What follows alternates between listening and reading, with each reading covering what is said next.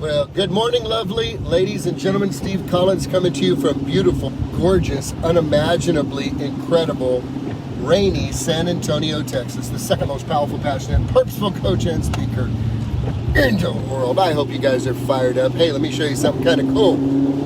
I'm wearing cufflinks to talk about the Lord. See, I don't know if y'all can see this. It's the world, y'all. It rolls. The earth is the Lord's and the fullness thereof and all they that dwell in it. It reminds me of that. All right.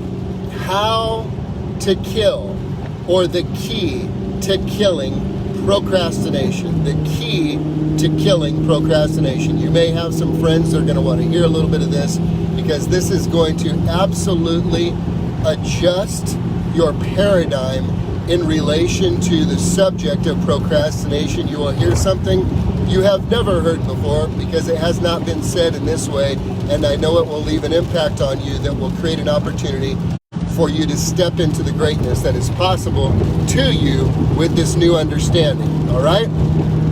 Here we go. First of all, let's talk about procrastination as we define it. Procrastination, as you understand it and as I understand it, is a habit. Believe it or not, it's a habit. It is a habit of putting things off that you know need to be done. Putting things off that you know need to be done. Let's use a great example for all of you who went to school as children, particularly high school. When you were in high school, when I was in high school, if we were to take, say, 1,000 high school seniors who were all given 3 months to complete a science project for the Great Science Fair, if we were to take 1,000 of those, statistics would say that 990 of those students would have put off and put off and put off the project. Maybe 10 of those 1,000, maybe 1% would have gone, "This is amazing. We are going to win the science contest. Roll up your glasses and sleeves and let us get to work. In fact, it's not due for 3 months, but we can work every day for 17 hours and we will win." And that is awesome. Those individuals are truly gifted, who are able to take on what would seem to be a gargantuan task with a lot of hours and maybe not a lot of clarity on the steps to completion, yet that would take action immediately and not procrastinate or put it off. It's putting off something that you know you need to do. Now, let's go into the psychology of it, if you will, okay? In life, it is said that subconsciously, people are either pursuing pleasure or avoiding pain. Pursuing pleasure or avoiding pain. Subconsciously. Example, let's just say a guy in the marketplace who's great at what he does at work. If he is applauded and lauded and celebrated at work, and then he goes home, he's beaten down, trodden on, and tolerated at home, he feels pleasure in the marketplace. Subconsciously, this person will spend the majority of their time away from home, because home represents pain, work, and recognition represents pleasure. So it's subconscious. The guy is not saying, "I do believe I will neglect my wife and children so that I can feel good about me at work, because I don't feel good about me at home." That doesn't happen. It's not necessarily a conscious thought that comes to people's mind. And it's not even really a conversation that a guy has until he comes home to cold shoulder or suitcases and missing people. Then desperation creeps in if he hasn't sought inspiration for revelation that it's time to make a transformation. Ha! Y'all know what I'm saying? So when we look at this idea of procrastination, the idea of procrastination is caught up in, there is more, y'all ready for this? Here's a principle.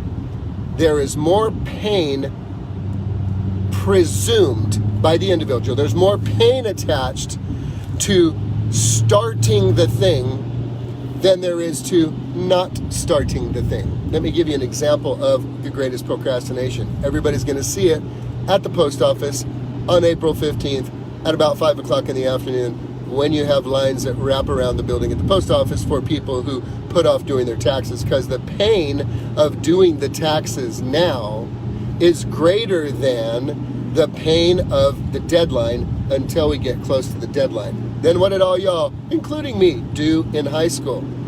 The day before the project was due, you got some duct tape, some glue guns, maybe some styrofoam balls, and you did your very best, and at best you presented a crappy project that was put together in 24 hours. So when we look at the idea of procrastination, my promise to you today was to give you the key to kill procrastination. Now that we have closed the subject of what procrastination is and what the subconscious underlying reasons are for most people to procrastinate, I'm going to help you with the key to killing procrastination. I'm going to give you the punchline before I give you the story. The punchline is this: the key to killing procrastination is ultra clear personal responsibility. Well, Steve, how do we arrive at ultra clear personal responsibility? I'm so glad you asked. Here's how we do it. At Voice of One Executive Performance Coaching, we are all about exactly what and exactly when, and then accountability attached to its execution. So what does that look like for somebody? Let's just say, for instance, if someone in their head knows, I need to work out today, I need to work out today, I gotta work out today, I gotta work out today, I gotta work out today.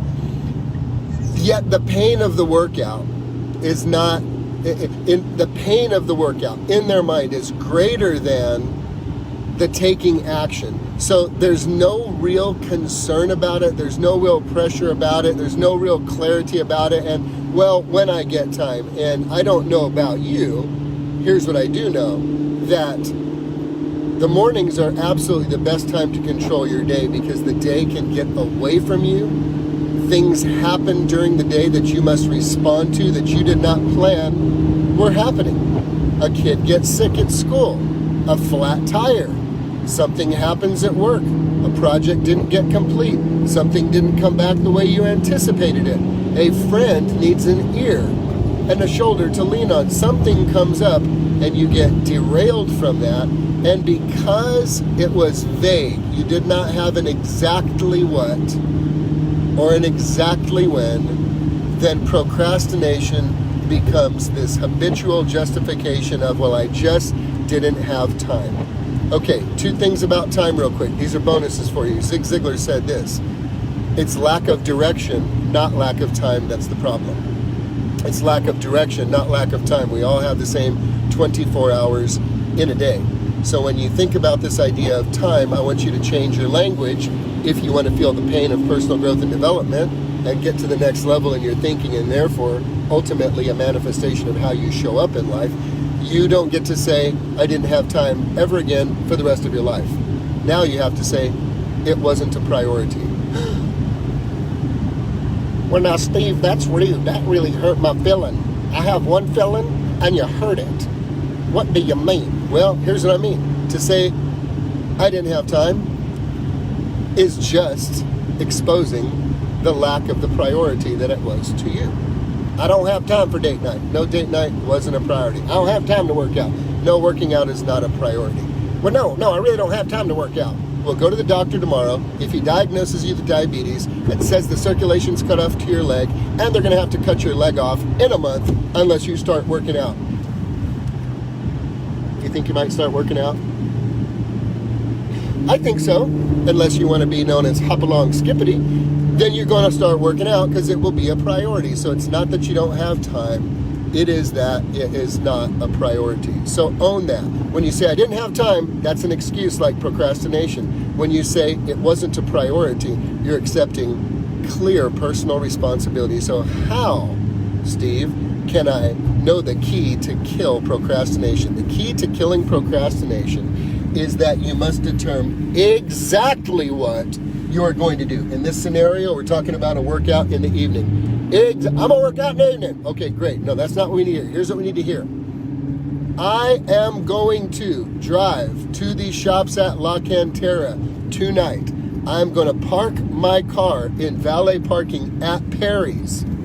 I am then going to go down the stairs and track my map, my walk, and I'm going to speed walk the outer and inner perimeter of La Cantera until I have clocked 45 minutes. That's an exactly what, ladies and gentlemen. Now, here's the key. That's fine, but that's just half of the equation. You need the other half for massive results. And the other half is exactly, I'm going to do it tonight. No, you're not. Well, yes, I am. No, you're not.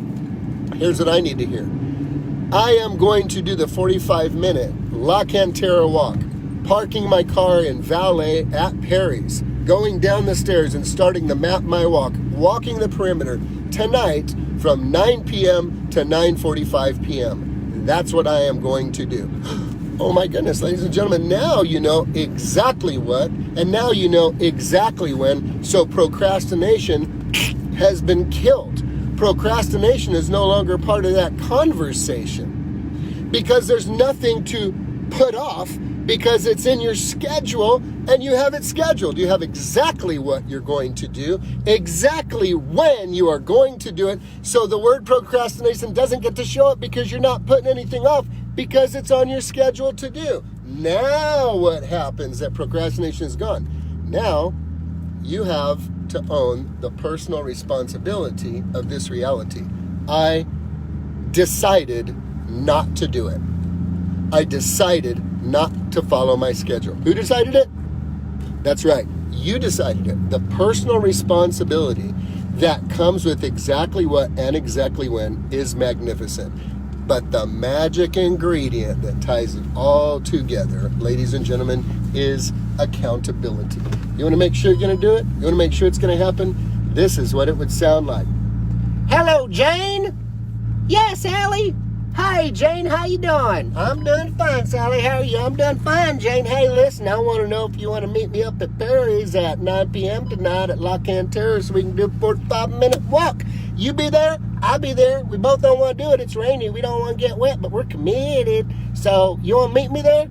I believe I will. Okay. Hey, girl, if you don't show up, $500. If I don't show up, $500. Hot damn, Susan, you really got this down, don't you? Yep, I'm in coaching with Steve Collins. Woohoo! And now I know exactly what and exactly when, and I have accountability. You guys follow the process. Exactly what, exactly when, accountability, and now procrastination has been killed because there's nothing to put off. There's just a decision to make it happen or to make an excuse. Have a great day, guys.